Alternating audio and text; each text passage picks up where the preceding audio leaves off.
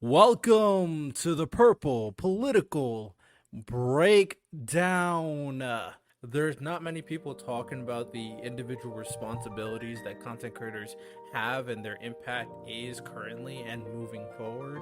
They influence a lot of people, a lot of young people, and it doesn't seem, in my opinion, at the very least, that any of these content creators are really trying to be the role models that they automatically are and making sure they're putting certain checks and certain barriers in place to ensure that the public's being influenced by them are doing the best they can for society versus just copying them and doing the negative, potentially negative actions or say the negative things or go in negative professions that they may be in currently. It's kind of saying, oh, be like me is what it looks like. And obviously, you don't want everybody to be like the content creators that currently exist in society. Do you want a great website like this? This is my podcast website where I direct the audience to come to watch the content, listen to the content, read the blogs, and much, much more. If you want to have your own customizable podcast website, then join my affiliate link in my description to sign up for something called Podpage, and they can help you customize an easy podcast website for your personal podcast. Sign up to get a discount now. Again, use the link in my description to join Podpage now. Are you enjoying today's podcast episode? I really hope you do. And I really hope you enjoy the fact that I have an amazing guest talking with me and having this great discussion. If you, as an individual, personally have your own podcast and maybe you want to have great guests on your podcast as well, I got a deal for you. In my description, there is a link to something called Podmatch. Make sure to join that link through my affiliate link so you can sign up to get matched up with other podcast hosts and podcast guests so you make sure you are never missing an episode without a productive guest to have an amazing conversation with. Podmatch is similar to any other kind of matching site for the most part, and it's super easy to use. Just $6 a month and you can have a guest for each and every podcast episode that is tailored to your specific topic. So again, join the link in my description and join Podmatch now. Welcome back, ladies and gentlemen. This is episode number 40 of the Purple Political Breakdown. Doing great things per usual. Hope you guys have an interesting day today per usual. All that good stuff. Listening on Apple Podcasts, Spotify, all that great stuff, of course. I'm your host, Riddell Lewis, and I'm here with my co-host, Paul. How you doing, my guy? I'm great. A lot of driving today, but happy to be on. All right. It should be an interesting conversation. Now, we're supposed to have a guest, and I'm not sure what's going on with that situation. So I'm going to give him a little time to see if he shows up. But if he does not show up, then we're going to go into a different conversation. Now, what this conversation will be about basically, this is how I'm seeing it. The responsibility of content creators in this new era and moving forward. I do think that's a legitimate conversation. And it plays into a lot of different things. I've actually been thinking about this conversation for a while, even before the Kai Cenat stuff that happened in New York. But that just reinforces my opinion and like the level of responsibility and influence they have versus the amount of responsibility that they take. There's a discrepancy there, and I think we should definitely talk about that, of course. So before we dive into any of that, let us dive into a review from Hey Ray J 193842. They said, this show isn't pushy when presenting their topics that all may not agree with. It's the only way to have honest discord around these topics. At the end of the day, we're all just hairless monkeys trying to figure out why we're on this space rock. So just be nice to everyone, regardless of what they believe. You know, I respect it. Appreciate you, AJ. And I do want to dive into our what you need to know, kind of catch everybody up in the current events. Now, I only wrote 2 because I forgot to write more. So, Paul, if you have anything you want to shout out as well, we can dive into that. But here's the 2 I have. One of them Actually, both are kind of space related. Funny enough. The first is that there's a new measurement of a subatomic particle known as muons, which could shake up our understanding of the universe. I've always said that a lot of this stuff regarding the universe is based off knowledge we know, and there's so much we don't know. So if something changed in terms of the concept of like the Big Bang Theory, I wouldn't be surprised, right? And another thing that kind of came out is Virgin Galactic conducts its second successful commercial space flight a couple days ago and plans to do space tourism flights once a month. And the great thing about this, in my opinion, is that those flat earthers can finally die. They can finally go away and never exist anymore. So, what do you think about the current events, Paul?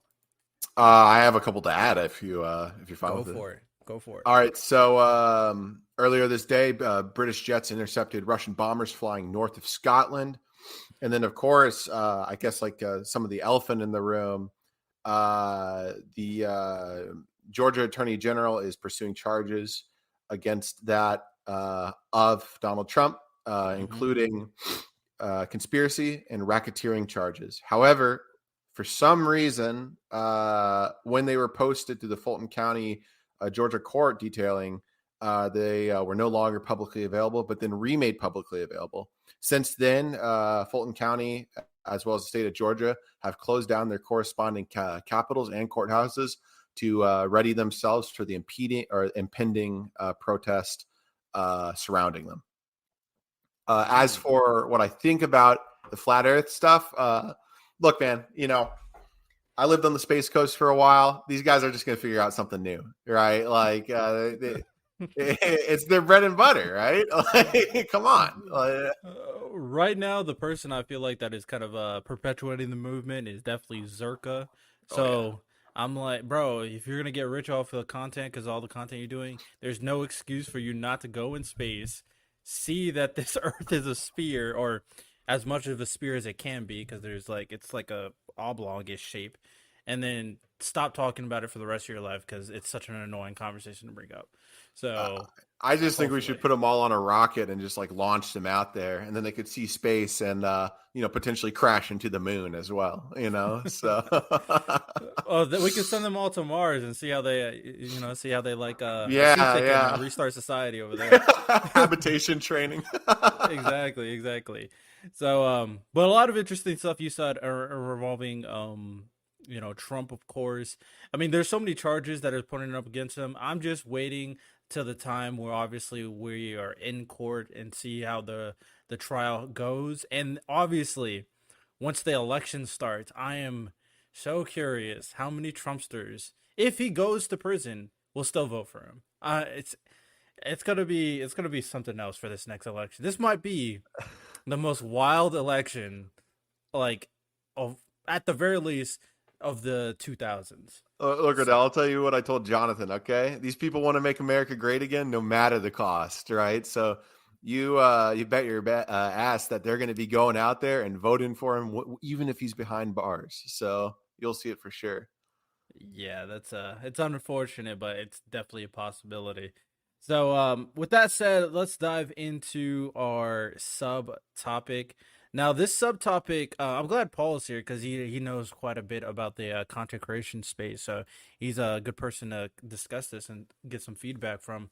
So there's a lot of controversy in terms of fair use. I'm sure you've seen what's going on with people like XQC and Hassan. So this is social subtopics are going over something a little bit more socially related, and the controversy falls in line on like what it means to be a good reaction content creator, what you have to do as a reaction content creator, and the aspect of fair use is the lines that are exist today in terms of what is fair use. Will those lines kind of get broken due to activities from people like Hassan and XUC to the point where content creators are going to be able to even I'm gonna say they're going to be able to the people who create the content that people react to, are they going to be able to make things much more difficult for these reaction content creators? So what do you think about all that's going on? Well, I guess I have like a little nuance on it. So obviously a lot of reaction content is pretty bummish behavior for the most part, right? A content creator is supposed to, in some form or way create more content. You usually see this like when they play games or they do activities or something like Yeah. that where they have some sort of persona on top of it.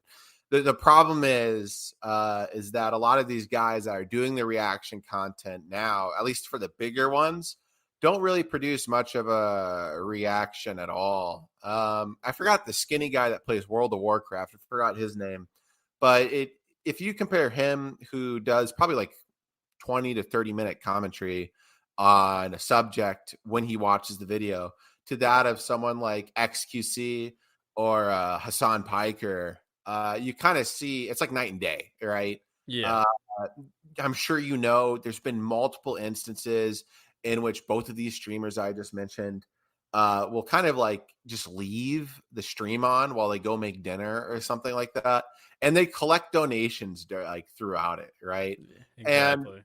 I can't imagine what it's like to be like someone that's like, really thrown in your work for these like YouTube videos, only to have your views get scalped by someone that's like in the background making barbecue, right? It seems pretty lame. Granted, am I fine with the general principle of React content? Although it's bummish, I will say, yeah, I'm fine with it, right? Granted that there's some form or way of actually like showing something that's like different with it, right? We see this with like historians that react to certain content. We see this with like social analysts, psychologists, body language experts, in I would quotes. say people like Aber and Preach too, because One they, hundred they they percent. put like snippets in there. They don't even Yeah, like sit down, or they put snippets and then just go through a whole spiel talking about it. So exactly. And that content is being formulated throughout it. Did you manage to watch the XQC H3H3 debate on the subject? oh, I didn't watch it. I've seen clips, and everything I've heard from SQC was just like it was like how are you losing to H3H3? Like the debate Yeah. points that he was bringing out was so surface level. It's like he didn't actually have a point to make. He was just defending himself. That's what So it seemed like. I think in some form or way, I guess I have to play defense for Ethan here. I think he actually did a lot of prep for it, and I think he actually swung pretty hard. XQC, I don't know what No, that's what I'm happened. saying. Oh yeah, Ethan okay, gotcha. annihilated XQC. Yeah, XQC yeah, is the one who yeah. was just It, on the it defense. and it sucks because like my guy Destiny was like the guy that coached him for all of this, and then he just fumbled the bag like so fucking hard. Like he should have run the ball, bro, and he didn't. You know what I mean? Like it's an absolute nightmare. Exactly. The problem that a lot of people have, and this is not technically an XQC problem. It's probably a human problem, if we're being completely honest. Is like pride. Even if you know that the activity you did in terms of leaving the stream and then coming back and just leaving it on and barely saying anything, taking his thumbnail, like you know this is wrong. So it's easy. I'm sure Destiny told him this. Hopefully he told him this. He's going like, okay, take responsibility for this specific action, but defend the principle of Yeah, reaction, and then exactly. you would definitely win because there's actually, I would say there's so much value in reaction content too, because it gives an extra level of publicity to certain levels of certain content too, that I think is sometimes underappreciated, and it also kind of brings in a more sense of community in terms of like other community, because you see this in the basketball world, because like in the basketball content space, a lot of people react to other people playing 1v1. A lot of people act to their 5v5s and all these other things. They react to it. Everybody's cool with it. All their communities are kind of blended in. The expectation is you see the first video, then you see the reaction to the video. So everybody's eating. Uh, I would actually say, with that said, to bring kind of touch upon a different point, is I don't know if the politics game is necessarily the same. I mean, it is politics, but it's obviously like not everybody wants everybody to eat. That's pretty Yeah. obvious. There's a lot of animosity between even people in the same space, right? So that's probably a bad thing for to be fair, XQC is not a political content creator, but he tends to blur the line sometimes when he has certain conversations. Yeah, so like I think for like with the sports stuff, and you kind of brought up a good point with it, where a lot of these people see boost in their viewership. I think it was the professor who saw like around 100,000 to 200,000 views on a video because I think it was Kai Cenat watched the video in the first place, and it actually like really helped the channel. And I even think he donated proceeds to whatever the professor was doing for charities, right? As for political content reaction, look, dude, like I'll fully like defend it, right? I'm a drama hog when it comes down to it. And I love watching these people just like go crazy over these things. Like I'm sure you've probably seen the Hassan clip of him saying this Weasley little liar. And it's just a classic, right? Like him raging at Destiny is just amazing. And you know, of course, like vice versa, right? Like with Vaush and all these other content creators. But I think for like high fidelity productions, like high fidelity meaning, you know, you actually have like editing of the video on like certain subject matters and the like, you know, Yeah. a lot of like graphics being put into it, insightful thought, research, right? Like a Kraut video, or I guess for like the leftist, a Sean video, right? You can actually see like these guys, they get ruthlessly scalped by a lot of these content creators, and it just sucks, right? And I fully side with them DMCAing these creators because the views don't make up for the lack of content actually created. And I think that you know, Destiny put it pretty well. I think honestly, Hassan actually knows this, right? But like usual, he's just too afraid to get out there and open like actually like show more criticism than he usually does. Granted, he does show criticism to other content creators who do it, but it's definitely a case of picking and choosing your battles with publicity in mind. I'm pretty sure that he probably like goes through it in his head and says, "Hey, is this worth the risk to me to like say what I actually think on the subject?" And it's just Yeah. disappointing, right? Like obviously, you know, I'm a little guy in all of this. I'm basically like a nobody.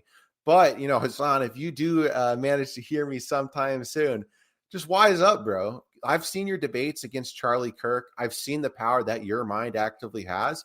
So, you know, like show some balls, get out there and call it out because you know it. I know you partake in it too. You know it's wrong. So just get better, right? And that goes out to all the other content creators as well.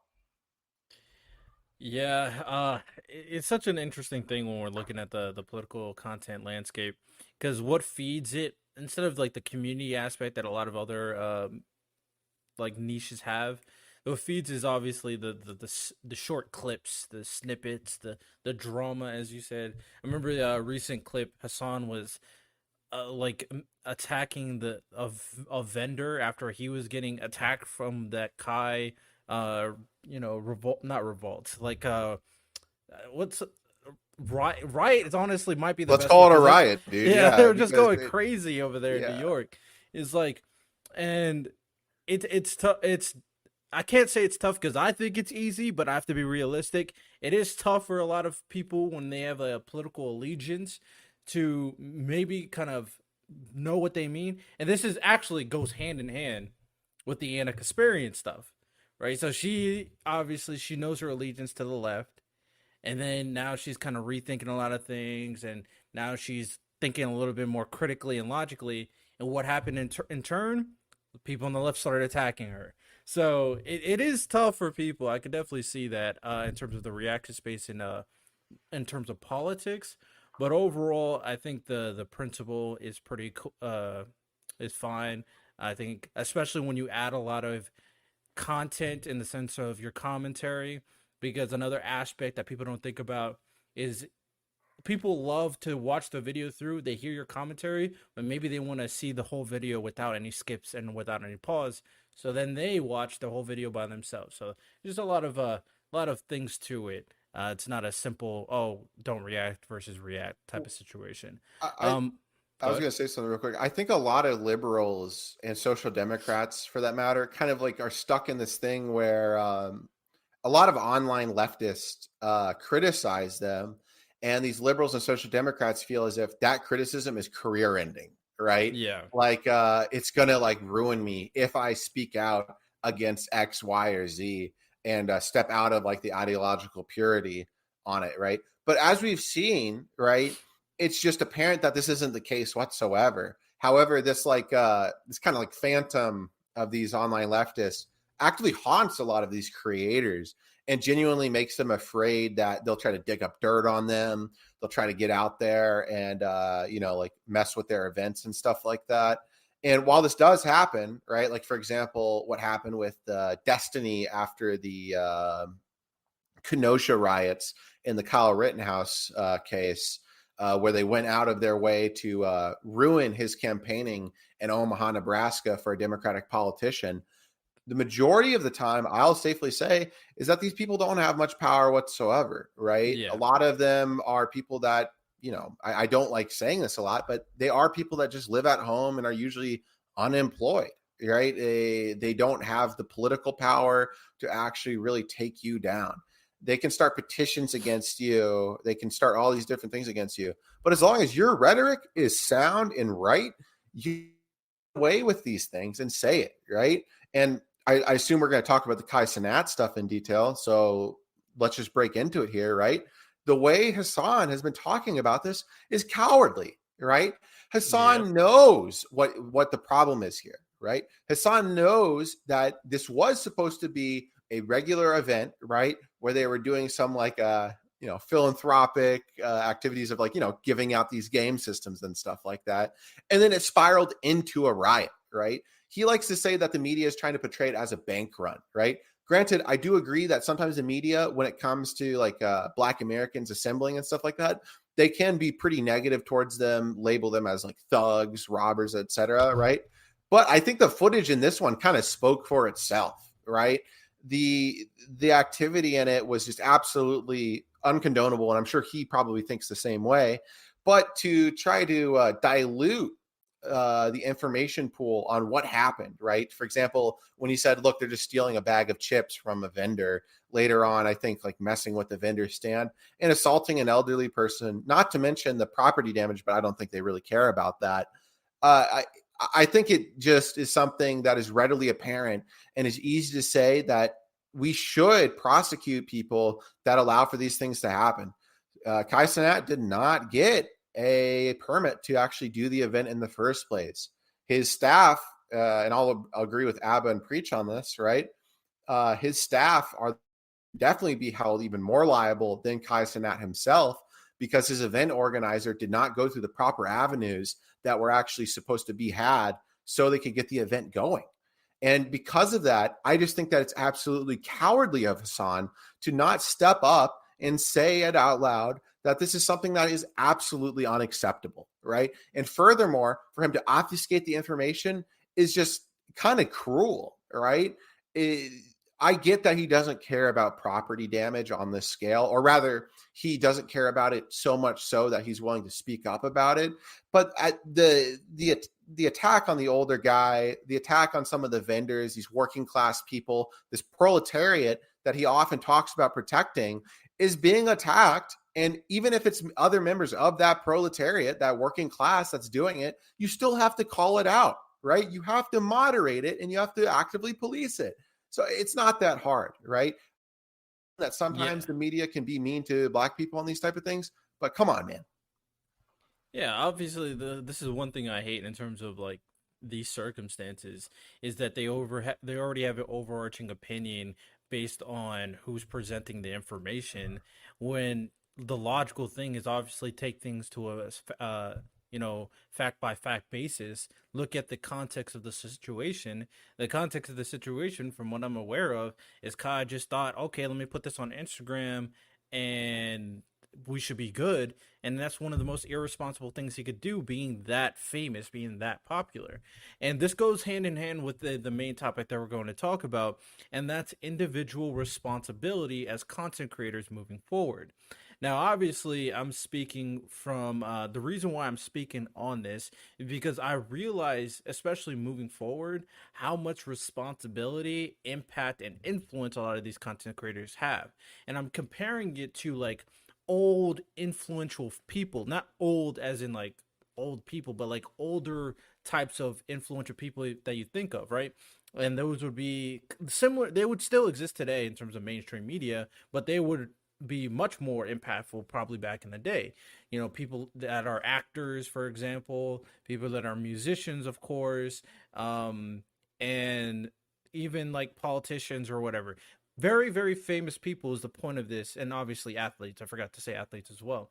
Now, the branch of fame and influence has extended from those people to individual content creators. And what I feel from back in the day is that there was a realization that your influence and your impact is extraordinary, which means that everything you do has to be carefully thought out. There's the whole they all have a PR team. Some people don't like that because the appeal to content creators nowadays is the authenticity aspect, but that authenticity can be damaging if you don't take into account the influence you currently have.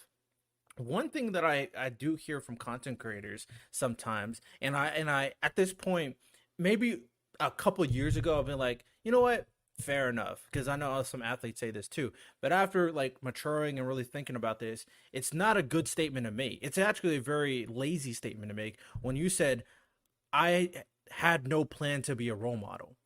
It comes with the gig. If you are becoming famous, if you are becoming rich, if you're becoming a notable individual due to that same the same impact, the same amount of people that are giving you their attention and their money, those are the same people that you're influencing. So it's hand in hand when it comes down to growing as an individual based off clout at the end of the day. So you're automatically a role model, and there's a reason why so many people nowadays are getting, especially the young, are getting so strongly influenced by people like Kai, by people like Speed. These people are barely over 20 years old, but because of their clout versus their, not even, yes, their character and some because they're entertaining, but because of how much impact they have, and I guess the entertaining part, them as like role models. When you think of role models, it's like grown individuals who's supposed to, teach the people of the next generation. They don't have that aspect from what I'm seeing. No offense, but you don't need that to be a role model because it comes with the territory. So that's a conversation we definitely need to have here. Paul, what do you think? So, like, I kind of view content creators that kind of get big as the same way I view politicians, which is not obviously in the same way that like they influence our laws, right? Like, content creators don't do that. They have like some influence over our society, but the comparison I'm making here is just the view of empathy that I have for them, right? When they say I didn't want this, I don't care, right? Like, once again, I get I'm the little guy, and the content creator can give a less of a fuck about me if they want, right? But the reality is that you do have an impact, and furthermore, I mean, yeah, your fans are your content, right? Like, they are the people that are actively following you. They do the things that you do. I think it was Gideon actually made a video about how someone stole his do rag one time, Oh yeah, I like saw that. out in, Yep. yeah, out in open public. But I'll tell Gideon, man, like, that is kind of a consequence of some of the content you've created, right? You actively fuck with people in public all the time. You go out there and you kind of give them a little bit of a hard time here and there. And as a result of that, dude, I mean, look, I'm not going to say you get what's coming for you because I don't really believe in that type of logic. But I will say it is somewhat of a natural consequence for something that will happen because of the content that you produce, right? And I don't think I can have much empathy for you in that fashion. The reality is that you have become a celebrity, and like all celebrities, right? I feel as if that you've transcended us normal working class people, right? And you just don't really deserve a lot of my empathy because of it, right? Yeah, and the fact that you can become so famous and so impactful, not easily, but like the route to you doing it is like you can create your own content and hope it bangs, versus obviously something like being an actor or being a athlete. There are so many more hoops you have to run through. There's so much more like roadblocks that's stopping you from getting to where you gotta go. It's so at the end of the day, it's a lot more like gamey. If we're being completely honest, the levels is different. I'm not saying becoming a content creator is easy, because it's not. Well, the road to becoming a content creator, in terms of the, impediment that is trying to stop you from getting where you got to go, is not nearly as strenuous in comparison to all the other individuals and influencers of old that got so popular and so famous from whatever route they got famous from. And the reason why this is important to know is because all these impactful content creators, what they've done is they influence so many of the youth to also be content creators. And to go into what you said in terms of Gideon, what people are starting to think, especially nowadays, where everybody, I swear, like every video I see, everybody has their phone out to record every single thing. And I'm not trying to be like a boomer or anything, but like, do you really have to record everything? It's just everybody wants that clout, because everyone realizes, if I go viral, if someone reacts to my stuff, if someone talks about this video that I made, I can get famous. So they realize that some activities, or actually a lot of activities that they see, they want to emanate. And when we look at people like Kai, right? Kai, extremely entertaining. I would even say he's a bad dude, but we look at what you do in terms of the content that you produce, being extremely wild, inviting a lot of women, having firework wars in your house. Of course, you're going to influence someone's like, oh, this is what I have to do. Gideon with all his pranks, although I love his pranks, they're extremely creative. But doing those things, people are going to think, okay, this is what I have to do. A perfect example, I don't know if Paul, if you know who I'm talking about, but that guy named Millie, I think that's his name, from the UK, he was influenced obviously by content creator pranksters. And what did we see? He wanted to go to another level, so he stands out. So he does stuff by going into people's homes. He does stuff by stealing people's dogs. He's quoting it as pranks, but this inherently, these are not okay activities. Those are not good activities to do. But he got popular enough in terms of the notoriety. It's negative publicity, but publicity is publicity. But he got popular enough to appear on like an Aiden Ross show, a Gideon show, that Piers Morgan show. He actually was on that too. They're all flaming him, but he got what he wanted, the attention. So the next person's gonna think, okay, if I want the attention, I have to be even wilder. The thing that I'm kind of like not protesting, but like telling or asking content creators to do, is you can be your authentic self. You could be your creative self. There's a kind of beauty. This is kind of why I do content creation too, because I want to speak the politics game based off my personal way and perspective. But you have to establish a certain sense of a barrier from the audience versus what you're doing, saying what I'm doing is not okay. What I'm doing is my own choice. What I'm doing shouldn't be, copied for other people to do. And I don't think any content creator that I've seen, especially the big ones, do any of that. I don't think any of them try to make a distinction between, this is just content. They say, oh yeah, this is content, but they don't make a strong enough distinction for their audience to realize that these are actions that the general people should not be doing. And I think that's a very powerful thing to do as a content creator in terms of taking self responsibility. So what do you think about self responsibility? How do you think content creators can take more responsibility as an individual?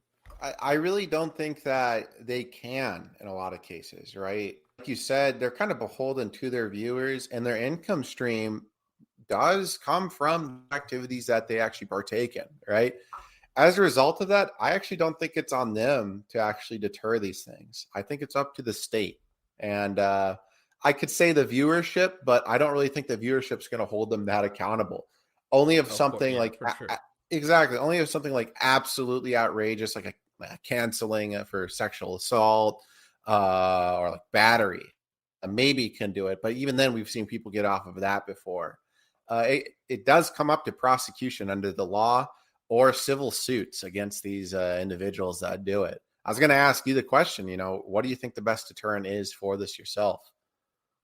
So it really, it's so tough for me to say this, but I think there needs to be a realization that a lot of these individuals, especially the young ones, to expect them to have the um I guess like to expect them to be mature enough, that's the best word I'm going to use because the other word I can't say it, to expect them to be mature enough to understand how their actions can be detrimental to the youth that is potentially viewing their content is unrealistic. I try to always think in terms of what is realistic, and that may be unrealistic, especially like you said, they want to make sure they're authentic, they want to make sure they're not affecting their income stream. So the only best case scenario is we have to make it where these individuals have to have a certain level of representation. And obviously that exists in like all other fields, right? When you go into sports, you automatically have an agent. When you go into Hollywood, probably the same thing. When you're a politician, the amount of people checking you and making sure you're not being stupid is, numerous. Um, Obviously, we gotta make sure that we're finding the right balance so we don't make content creation a corporation necessarily, which is kind of some of people's issues with certain things in Hollywood, because this is the entertainment business, and the best ex- uh I guess copy of what content creators do is Hollywood. But we know all the issues Hollywood has on a lot of different circumstances. But we do have to figure out to, especially, I know certain content creators in YouTube and Twitch, they have like, some type of helper. I forgot what they're called. They got a guy basically that they can contact straight from whatever platform they're using to ask them questions. I do think there needs to be a serious conversation that when a content creator gets big enough that they automatically have to have representation to make sure that they are going in the right direction. I really don't think, just like in the sake of business law, right? I don't think that this is something that, and even in like politically speaking, can actually be passed, though, right? Because the implications it can have for other businesses is pretty insane. Keep in mind, right? A lot of content creators usually are operating on, pretty low income at their start, unless you incorporate Patreon and other subscription based services into it, right? Um, but look, like I agree on a personal level, right? If I'm the content creator, if I'm talking to a content creator, I'm going to tell them and I'm going to get an advisor to tell me not to do things, right? A great example of someone just absolutely, I think, ignoring the advice of their peers was when JonTron talked about race, right? I don't know if you're familiar with this, but JonTron, the way Destiny got really popular was through this debate he had with JonTron after JonTron was espousing a lot of views about how like whites have like higher IQ levels and how they are less prone to committing crime, and how like in a way or sense they're kind of just like better, right? And he said all this stuff absolutely unmoderated. Now granted, in the pursuit of truth, I think, I'll say look, let him speak, right? Yeah, let him cook, as they say. But on a business standpoint, I'll tell the guy to say, hey, look, I don't think you should do that. You should 100% get someone to somewhat manage you. But a lot of these content creators usually either can't afford it, and like when they're starting off, JonTron definitely could have. Or the other aspect is that a lot of these guys want to run a really tight ship, and furthermore, like you said, they want to have that like raw type of personality that's with them, right? They want to appeal to their viewers. They want to have that personality, kind of like I don't say cult of personality, but you know what I'm getting at, kind of Yeah. arise with their viewership so that they can have like an almost unconditional faith within them, right? And I think JonTron walked away relatively unscathed after the debate, even though he, I think, took a creative hiatus afterwards. But with that being said, in terms of getting this like implemented on a policy level, I just don't think it's possible, Riddell. Like, I think that the implications it would have on broader business, like imagine, for example, let's say you're running like a notary firm, right? Like you notarize documents or something like that. Yep. And then outside of it, you live in this like really dense liberal area, and you put up like a Trump flag or something like that. You and I would both tell that person this is a really bad fucking idea, right? Like, you really shouldn't do this, bro. It can have implications on your business. It can cause protesters, people to boycott it, etc. Right? Or let's say like you just like say something racist online, right? Of course, once again, we tell them not to, but to kind of beholden business owners, creators, independent contractors, etc., to a standard of needing consultation, I think creates not even just like a nanny state, but something that makes a lot of starting businesses relatively untenable unless the market can figure out a way to, you know, make it kind of like cheaper so it's like more affordable. But I don't trust the market for anything in most cases. I think that it won't work that well. So basically, how I'm thinking it, because in a policy wise, I definitely agree with you. It'd be hard to implement this policy wise and make it make sense, but I don't think necessarily a lot of the kind of niches of influential individuals have a policy where like agents are required. Like in the NFL, you technically can represent yourself, and I think Lamar Jackson either did it himself. I think it was a combination of he does it himself and he has his mother help him, but he doesn't have a agent necessarily. But I do think there's something to be said that the overarching company that everybody works for in terms of YouTube, Twitch, Kick, whatever it is, if they incentivize representation as a more strong thing for content creators who hit a certain level. So not all content creators need representation, especially because we know that your impact won't reach. The only reason why the moment you like declare for the draft, you probably should get representation because like once you declare for the draft, you're gonna have agents hitting you up because the expectation now is like even though you may not be one of the stars, even as a bench player, you have a lot of influence over a lot of people. So there's definitely a threshold of okay, this is probably when your representation should start. What that number would be for each content sphere, we could definitely kind of discuss how much we the proportion of their influence versus the amount of followers, subscribers they have. That's a number I feel like we probably can find a general estimate for. But with that said, if these companies were to incentivize a certain level of representation, and I do think agents and lawyers would start popping up much more moving forward that are content creator specific agents. And I'm sure someone would start an agency for that as well. But I'm sure at the very least, these companies can look for a third party that kind of knows what they're talking about in terms of the entertainment business. Because like I said, this is this what content creators do and what people in Hollywood do. They're similar enough where you can find some overlap. So with that said, it would have to be more of a cultural uh influenced by the corporate the overarching company that incentivizes these content creators that you need to get representation. Therefore, once it becomes established that people got representation and people know about it, because I also think that a lot of people actually do have representation. Like Kai technically does have representation because Gideon did say it, but they never really let people know.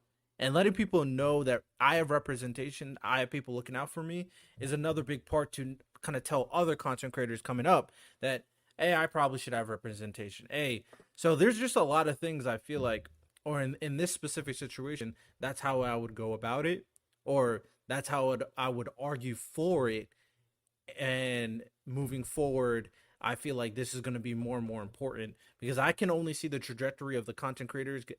I can't really see them like dwindling in popularity and infamy because everybody has a phone, everybody wants to be a content creator. And I only can see, honestly, as of right now, I only can see things getting worse if people are not kind of PRing these content creators. You know what I'm saying?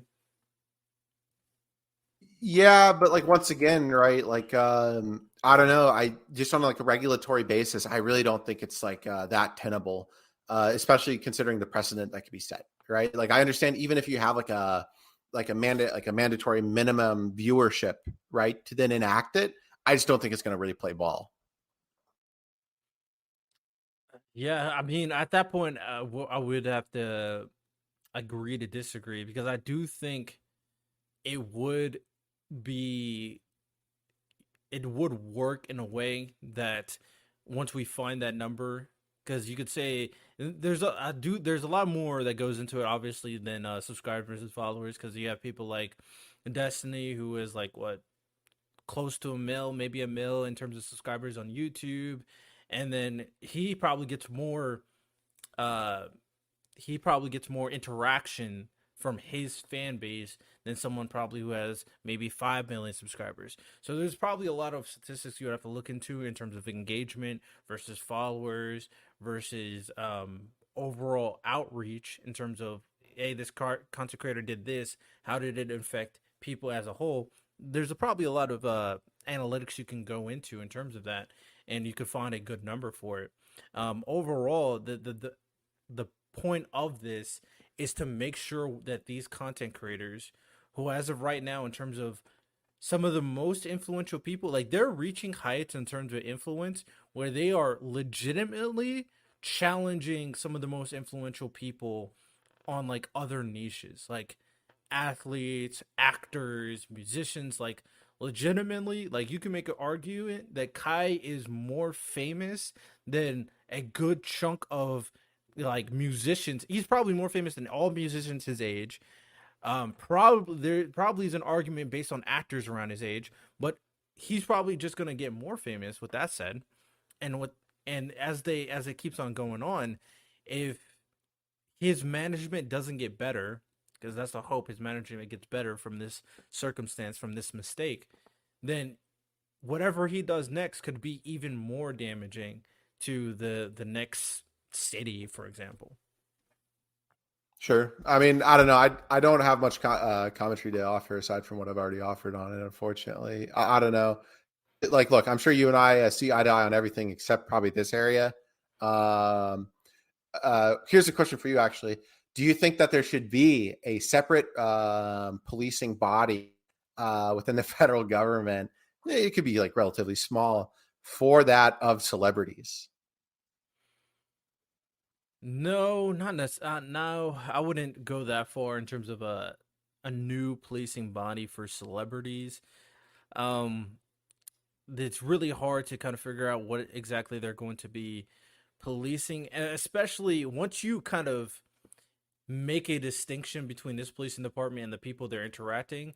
I would be worried that they would be kind of too involved, since they're directly related to whatever celebrity that they are kind of policing, and they'll be kind of too involved. There's really no way to make sure that there's no potential tampering and bias from that department versus the celebrity that they're policing. um Well, Go ahead. let me push back against that really quick. So, like, couldn't you say that we could extend this argument, for example, to granted, it's not going to be that sensible, in my opinion, but we had like federal investigation bureaus for like the Casa Nostra, like, the Italian crime families and stuff like that. Right. And that involvement led to their arrest, right?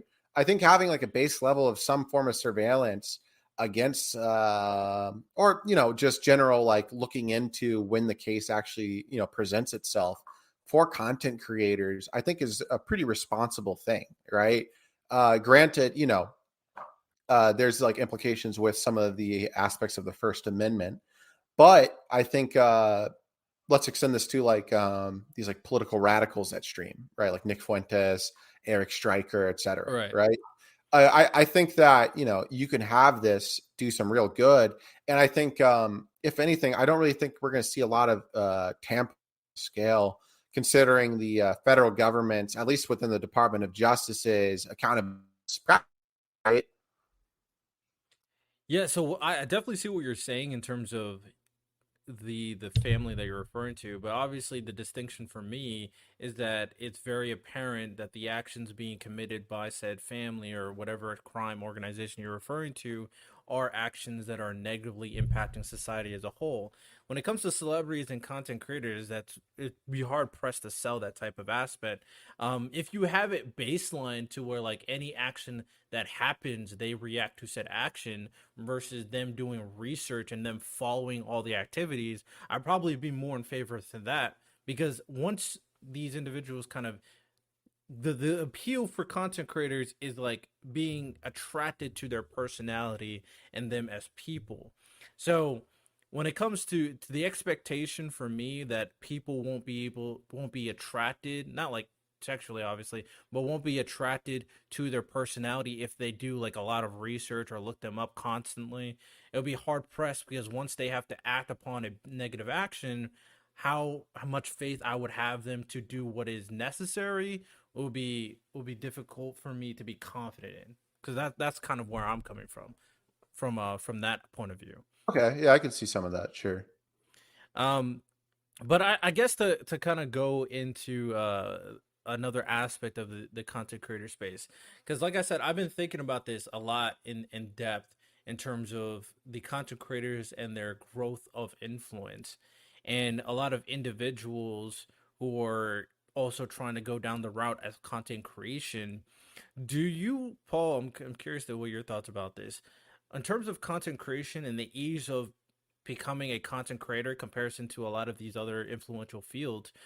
How far do you think content creators, as a I guess career path would go in terms of the Like number career one sustainability. dream job, right? Because like the number Yeah. one dream job a lot of the kids would say back in the day would be like an athlete, an actor, maybe a doctor, whatever. But moving forward, I mean, it's hard pressed for me to say that I think a lot of kids at this point are going to want to become content creators, right? Yeah, like I think that there's a lot of impact on the youth to do so. I worked with a lot of kids of like poor backgrounds, at risk, and those that had less opportunity. And it is seen as like a way to kind of like get into this type of thing. I think it can serve as a distractor, career progressing. But that being said, I mean, kind of like you said with athletes and stuff like that, these things have always existed. Now, for the how do I put it? The like the long-term future for someone that does become a content creator, I think that's where the question actually gets kind of interesting, right? Because the attrition rate for these content creators is pretty difficult, right? Securing an active fan base that won't just migrate over to another one and stay significantly more consistent with that creator is something that's very real for a lot of these people. Now, we've seen, for example, a lot of, like the, what are they called? Who are the girls that are the most viewed people on TikTok? The D'Amalios, I think they're called. Oh yeah, like D'Amelio. Yeah, they've had the ability to, I think, sufficiently and admirably, for that matter, kind of weave their way into high fidelity contracts. They have like good wealth managers. They have, other avenues such as like merch lines and whatnot, right? But I'm sure you kind of seen this with like Twitch streamers that, for example, they get like a host from someone and they think that they're going to make it, and then there's just a massive fall off after it. it. Yeah, It doesn't really produce much. So the thing I'll tell everyone, right, is, look, I think it's great that your kid wants to try it, and you should encourage them to some element or some level, but you need to continue pushing them into their other goals that they already had and make sure they do not abandon them, right? This can be said for anything else like athletics, professional gaming, and other things that are a little bit unrealistic, or rather get into fields that have such massive attrition rates because of things outside of their own control, right? It's not like academics where you could go, into a doctoral program or something like that. And I understand why people do this is because it is, a way that you don't have to like put yourself in the debt from a trade school or from higher level education, right? But the thing I'll just still say is that, like being an athlete, there's a lot of other people trying to be athletes in this. And that pool is so large that only there are some that can come out on top. and furthermore actually stay consistently on top. It's like an athlete that's continually at risk of getting a career-ending injury at all points in time, right? You never know when it's going to happen. It can be something that's almost even uncontrollable. There can be another force of nature that gets in the way, car accident, bad day on the court, etc. Right? And it's just something that's not really worth pursuing, I think, for a lot of young people. Stay in school, get out there, and really pursue those original dreams you had as a kid, rather than the stuff that I think a lot of this capitalism has kind of produced, right? Yeah. So for me, when it comes down to it, because after we had the discussion about content creator individual responsibility and how their actions can be negative for the public as a whole, another aspect of it is the influence of becoming a content creator, which is what we're talking about right now. And the reason why I see it a little bit differently from like the other professions that you were speaking of is like there are active barriers to kind of figure out that I'm not made for this, right? When it comes to athletes, for example, when it comes down to it, if you're not good when you're like a kid, that's one hint. If you're not good in middle school, that's another hint. If you're not, and once you hit high school, and if you're not one of those guys, that's another hint. And then it goes to AU, it goes to college, and then obviously the pros. Now, there are so many barriers, there's so many checkpoints, better yet, that kind of tells you that this is not for me. And those checkpoints can really help you understand that I probably should go this different path. And the stuff with the injuries thing is also very interesting. But I would say the moment you make a pro, then you already got a very, very large contract. You already are kind of set up to kind of, even if you get an injury, you have a certain level of influence and impact, or you can invest that money into a different job. Like you're kind of set, you'll be good. You made it to the pros. If you get injured, you could probably do something else and still live the rest of your life the way you want it. When it comes to the content creator space, which what I think is a lot different, is that I don't think those checkpoints exist. And like you said, there's always these false expectations that I'm going to get clout from maybe a host, maybe a couple likes, maybe this one video popped off for like a couple thousand views, and now my expectations, I'm just going to keep on going up from that. But we know the content creation space is extremely volatile. That's why people say the best thing you can do, obviously, is making engaging content and being consistent. But even when you do but one or both of those things, and learning the skills to do those things is very time consuming, for especially making a very engaging content. It took a genius like Mr. Beast to kind of get to where he's at, and he was doing a lot of trial and error. Especially when you look at a lot of the big content creators, I think you probably noticed this too. A lot of those big content creators, the only way they had the amount of time to succeed is because they did nothing else but that. They put all their time and effort in that, in a much less like competitive space when it was way less known. And by doing that and being consistent with it, then they became who they are today. The volatility, now that everybody's trying to do it, and now with the aspect that, okay, if I'm going to make engaging content, I'm going to have to look at the people who already do the content and copy them and potentially do something way too outrageous, as we've seen time and time again, to the point where it's actually ridiculous how much what people would do for clout. I don't know how much you scroll on TikTok, but it's actually so annoying to Yeah. see what these people would do for a little bit of attention, a little bit of a clout, a little bit of a prank. They think, oh, it's a camera, so it's all ha ha. It's like, bro, this no, no, no. That's not how it works. So that's why I'm thinking like, if content creation becomes like the number one dream job, and it doesn't have these checkpoints that I see that all their positions have. It's way more volatile and in the upward and more competitive. It's way harder to convince. It's way harder for us to kind of what's the best way I could put this? It's way hard for me to see this as a lucrative career path, especially in comparison to the other influential ones like an actor or an athlete, where you have these checkpoints and where you can kind of figure out that I'm meant for this. Yeah, I mean, look, something I'll say is like, in regards to these people that do these insane things for clout, this one definitely comes down, I think, platforms, right? To wholesalely just get rid of a lot of this content. Now, this is going to probably take forms of legislation in this regard, right? Because these platforms aren't going to do it because, it creates a lot of fucking money for them, right? Um, that being said, I really do think that in the instances of these guys breaking the law, the boot of the state does have to come down, right?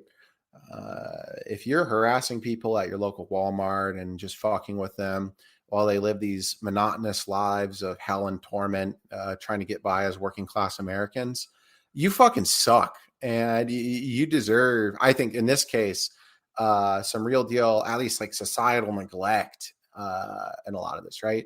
And people who will listen will either say one or two things. They'll say, I'm right, or they'll say, like, why are you so heavy handed? I'm heavy handed because, I know people that are dirt poor and they live already depressing lives enough. They're from broken homes. They have hard enough lives. And you messing with them and making money off of their reaction is just, I think it's just despicable, right? It's fucking gross, right? This goes out to any leftist that's listening to me, right? If you truly do love the working class and you want to protect them, then protect them and protect their fucking dignity. You don't need to just like shell out or sell out all the time to these content creators or be afraid of criticizing them because they might be a person of color or something like that. Just show some fucking balls and try to protect the people that live on this hell and torment in this country and start pushing policy that will benefit them. Don't play defense for these people that are just hurting them. That's all I got to say on that. I'm with you. I get really tired of seeing that. And I want to touch upon another part of this as well, part of this conversation, because there's so many important aspects, and I feel like there's two more that I feel like we should discuss. And one is like the impact, and I guess we kind of talked about it, but let's kind of resurface the conversation a little bit. Is that the impact of opinions on the content creation space, right? And I see a lot of people make so many opinions when I scroll through TikTok. Obviously, we have some infamous people like Andrew Tate who are saying things that, and once you really think about it, none of it makes any sense. He's just saying things, and he's just rich and has a lot of women around him, so people believe him. But you can just go scroll through TikTok and you see people. And I saw a funny TikTok because this guy was like, "Bro, people just be making TikToks and they just be lying to you, and all of you just believe it because you believe it because it sounds good." So another aspect is one, we already talked about the actions and how it can lead to negative consequences, especially if the guy has no type of responsibility that he's taking in terms of being a role model, but also the things that they say and the aspect of how that can influence people, and that also goes into like people not PRing them. Um, I would say I feel like you could also argue, especially nowadays where people are just having opinions about everything without being like fact checked.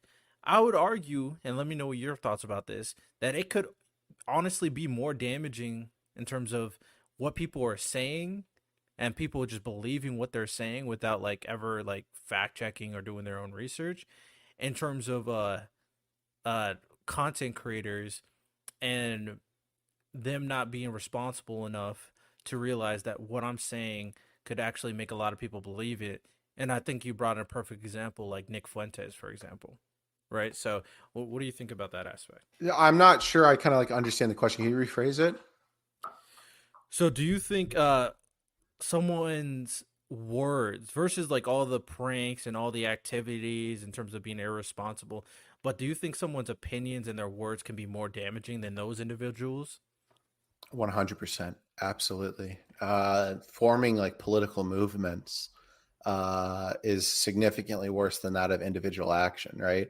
Like I'll say it, right? Like the people that are motivated to do like these, cavalier pranks and just to fuck with working class people are kind of like, drops in the barrel. The real deal threat though comes from the societal implications. People like Tate and Fuentes can make on our countrymen, right? Like, let's just be real here, right? Andrew Tate is a fucking criminal thug, right? There's no other way to get around it. He is a pimp and he's a piece of shit. And he influences so many young men in this country, right? If people want to try to like pull the race card on me for calling him a thug, right? They can eat me for all I care, right?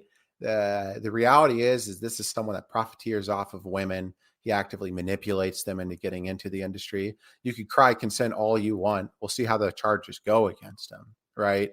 But when it comes down to it, yeah, these guys have like massive impact. I remember one day I was working with the kids, and I saw one, and he was watching a video of it. He was like, he's on to something. Now, granted, I don't think he really understood everything in it, and I think he was maybe just joking with me, right? But what happens to the kids that don't think that, right?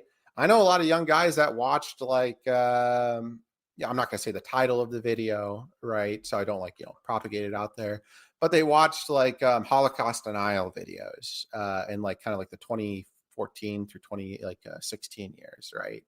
And they became like avid Nazis for a while. They embraced these like fascistic ideals. They cut themselves off from family. They radicalized in a lot of ways. Some of them went to prison. All right, not the people I know, but people that fell into this. Right, this is just so much worse than the other. Right, I'm not going to be one of these conservatives that try to obfuscate and say, oh no, like people like Kai Cenat are worse than Nick Fuentes. Like, absolutely not, right? Anyone that says that's a coward. The reality is that if you can build like a political base and furthermore start activity that actually distances people from their own families, destroys their communities and divides them, that is so much more damaging than that of something like stealing someone's groceries at a at a grocery store. And I 100% agree. And there's also something to be said that it's so much easier to capture people based off some ludicrous opinion versus some like prank, right? We That's how exactly how Andrew Tate and Nick Fuentes got so popular. That's exactly how the red pill community and just pearly things get popular. Saying ludicrous things, and it's so ludicrous, but it kind of captures you based on how ridiculous it is, especially those people who kind of want to buy into it because of their current lifestyle is depressing and there's really no direction as of right now. And it's not just like the far right crazies either. It's all the far lefties too have people who kind of influence a lot of people through their, you know, whatever they're talking about, and influence them to believing that their rhetoric is the right one. It's absolutely insane that you don't even need to be like an extremely popular content creator to influence the masses based off some opinion. For example, right? I saw something on social media, and I was like, bro, ain't no way someone believes this. And this guy, I don't remember if it was a Twitter post or a TikTok video, but someone tried to make a claim that the fires in Maui were fake because Oh the yeah. trees weren't burnt down all the way and the power poles weren't burnt down all the way. And I went through the comment section. I was like hoping like people probably just flaming this guy. And then a bunch of people like, "Oh no, you're right. You're right. You're right." And it just shows you that this guy doesn't even have to be the most popular guy. He could just say something ludicrous and appeal to these masses of people that have nothing going on for themselves. It's crazy. No, it's kind of nutty how like the monotony that people actually like have in their lives can allow them to just jump down these like really deep rabbit holes. Similarly to this, are you familiar with like where this theory came from? Which theory? The theory that the Maui fires were like man-made, or they weren't Oh like, no, I have yeah. no idea where it came from. So they came from this conspiracy theory that was propagated by some creators online, but furthermore by Marjorie Taylor Greene, the congresswoman from Georgia, where they allege that the government and arsonists using these high frequency space lasers that would fire down Oh my on these god. areas. Yeah. And look, like, I'm gonna agree with you, bro. Right? I'm sure you've probably seen it yourself. But the best way to lose your fucking mind is by going onto a YouTube video that has some political nature, some or like something that's like a little bit centrist, and just looking at the comment section.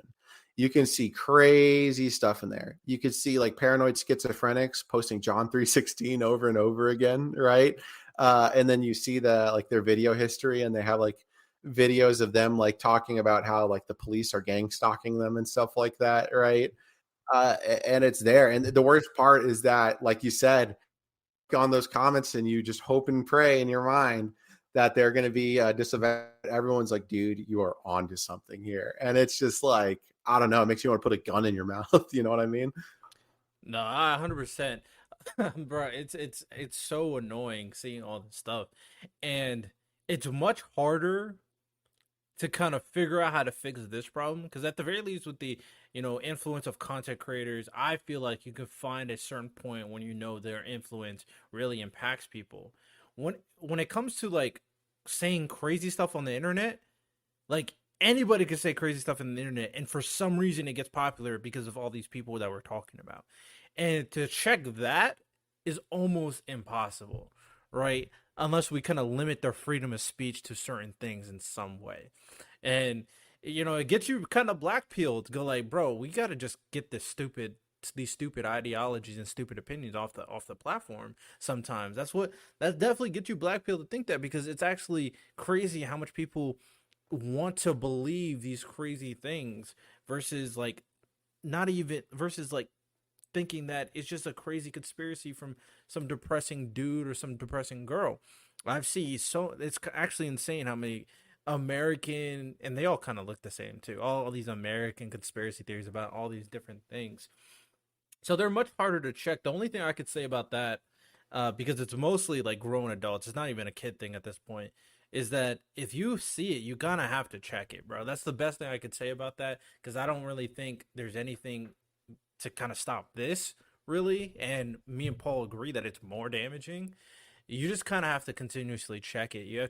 You tell people that this is get people to agree with you in a way, say like, bro, this is kind of ridiculous, just think about it more. And this is kind of where the discussion aspect goes into it a little deeper, that you got to have discussions with people, you got to talk to people, say, bro, this is ridiculous. And this is kind of like why this platform exists, and why I've started going on panels too, because not gonna lie, I went on a panel recently, Paul, on Wick's channel, and the panel discussion was about slurs versus anti-slurs, right? And I was in the camp of there's no reason people should be using slurs. They have no value. You're just being edgy. So that's where I come from in terms of slurs.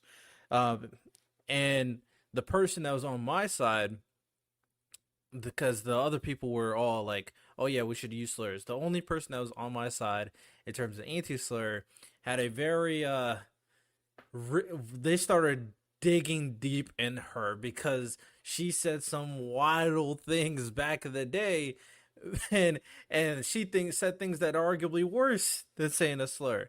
And again, it just goes into that you got to have these discussions, because if I allowed the person that was with me to kind of make the case, nobody would even challenge it, because everybody would have been like, yeah, we should have slurs, because whatever this other person was saying was not it, right? So people, if you know that what you're hearing is crazy, you just got to get involved with the discussion and try to like convince people in a way, or at the very least allow people to hear your perspective, so it's not a echo chamber of just conspiracy theorists in the comment section, right? So what do you think, Paul? Do you think there's another better way in terms of dealing with these people? Like all the slur stuff, the thing I always just try to do is like, explain like why we don't say them and stuff like that, right? But for the echo chamber stuff, there really, unfortunately, is no real way to break it up. Like a lot of people Yeah. like education, but that starts at like the grassroots before people have like ideological commitments, right? Past that, I think that the crazies and the disillusioned are going to stay crazy and disillusioned, right? There's no real way to wake them up. And a lot of the people in these comment sections, unfortunately, bear some form of like mental illness, I think, in a lot of cases, which sucks. There's really not much you can do, man.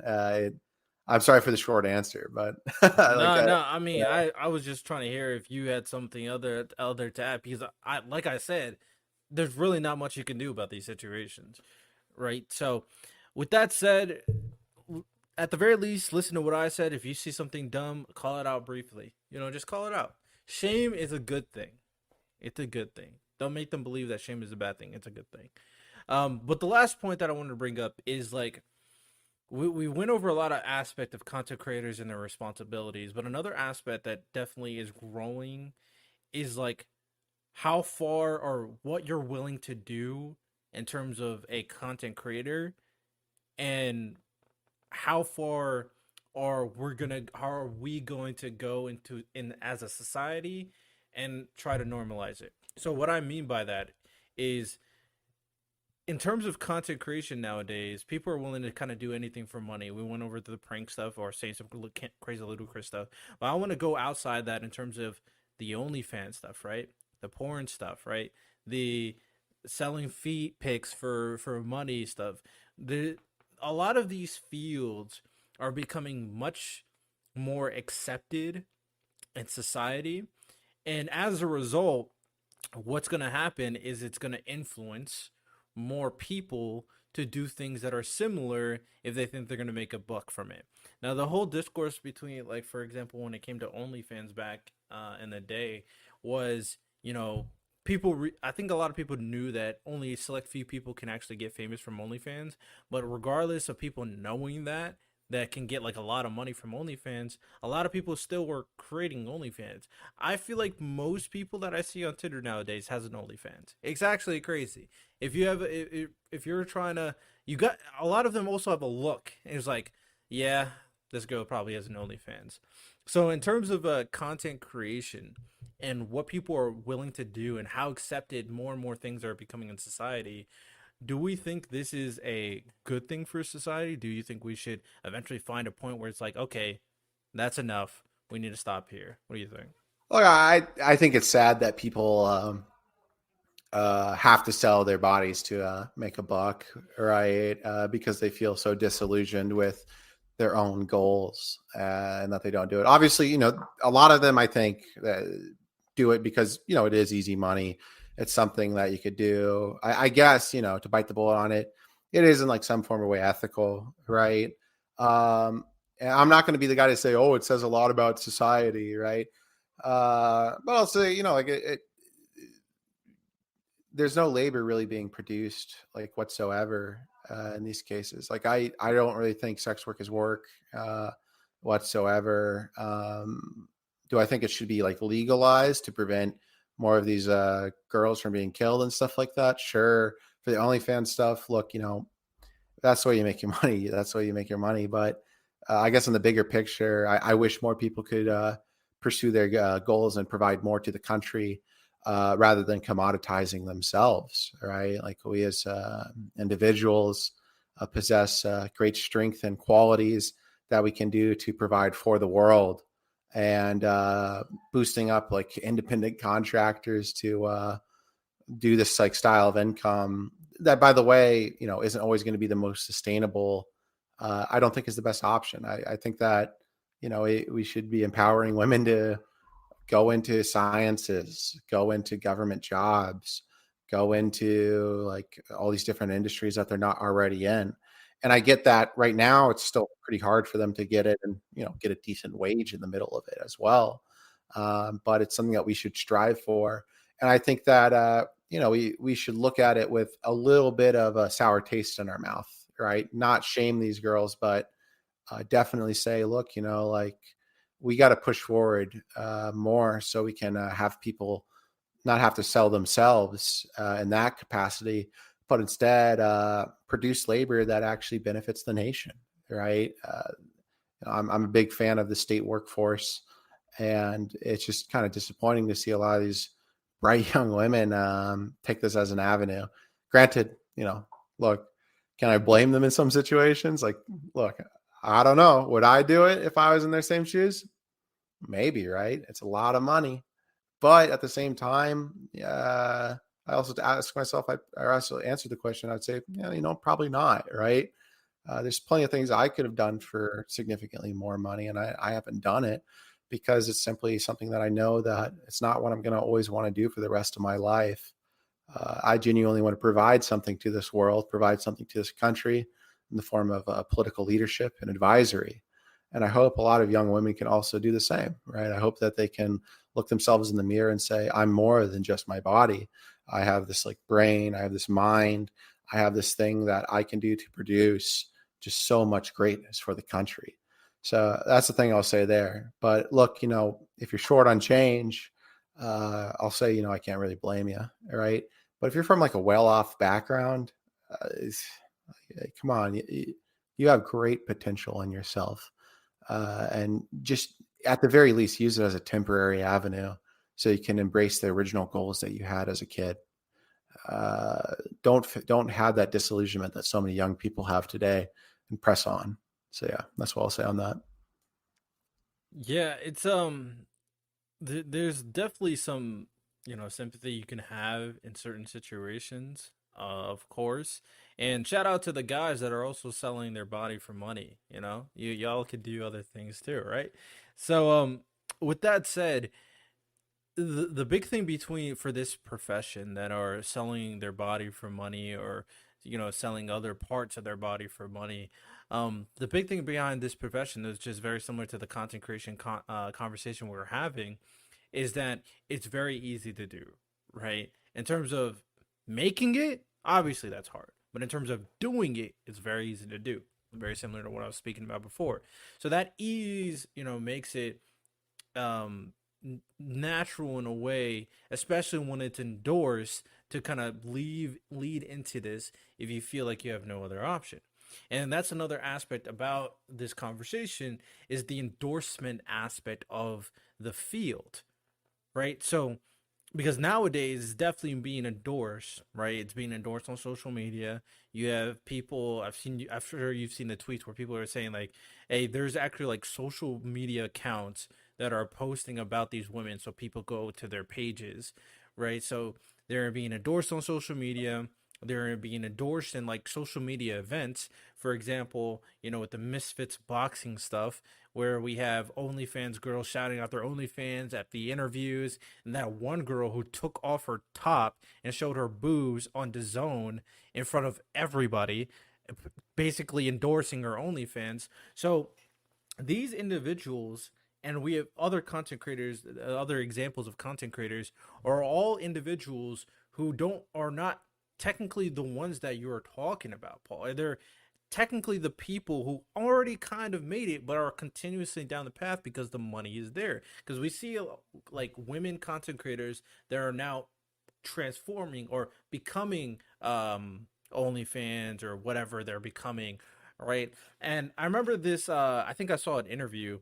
I forget which singer it was, but she was talking about how all her, well, I won't say all, but that her friends and people around her was telling her, even though she was like already a successful musician, they were telling her to make an OnlyFans account to get more money.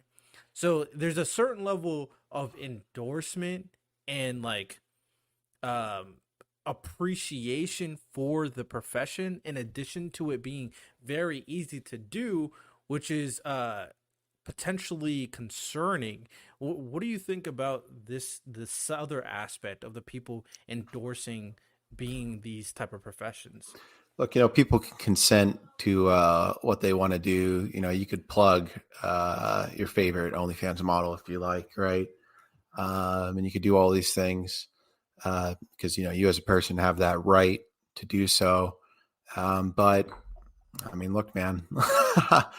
uh, Once again, I don't know. You're not really getting out much out of it yourself, and doesn't seem like the best option.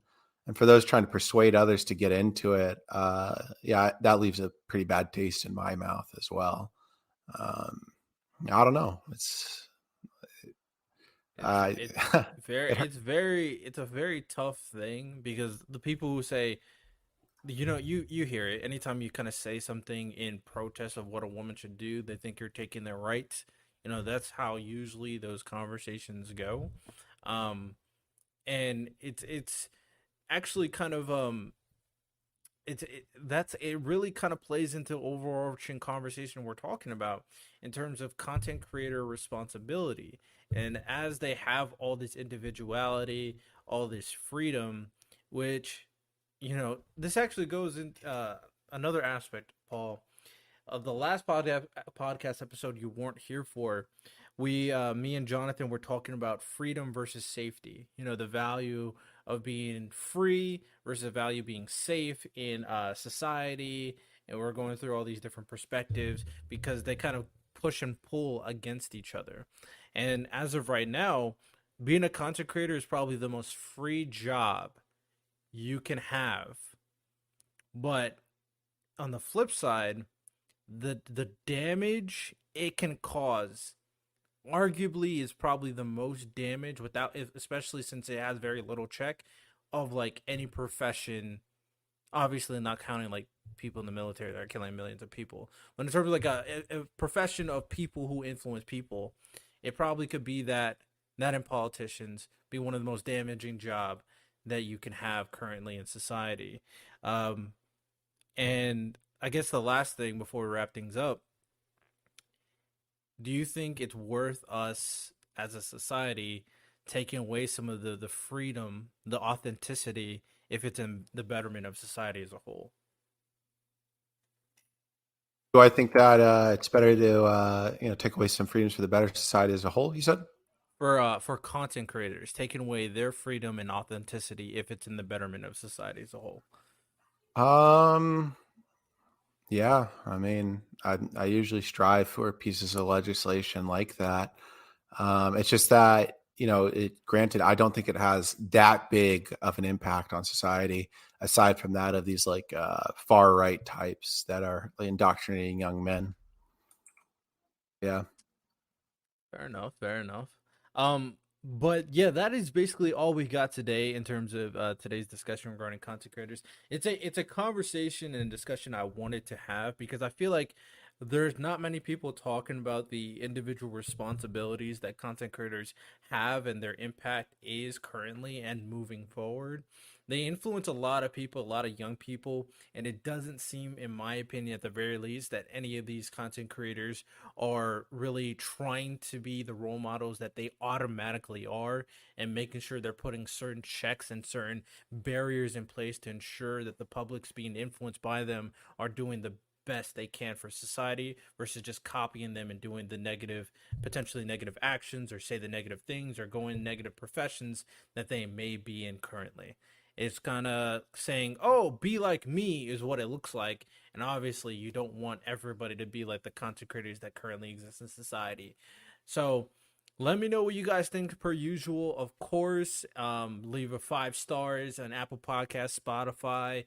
We are here every Monday and Thursday, 8 a.m. EST, to see the show's audio. And if you want to catch up with us live, you can show up to the live shows at 8 p.m. EST as we continue to have some great conversations. Any last words, Paul? The last thing I'll say is to, like any of the young people watching or parents, right? Continually pursue those goals that you have before you and never really give up on them. I know you hear it all the time, but there are thousands of young people every day, probably millions, that feel disillusioned and feel as if they can't do it. But you can. You could take some wit. You're going to have to do that Protestant work ethic thing of pulling yourself up, right? But this is something that you can straddle and really make a change in your life to do, and never give up on it.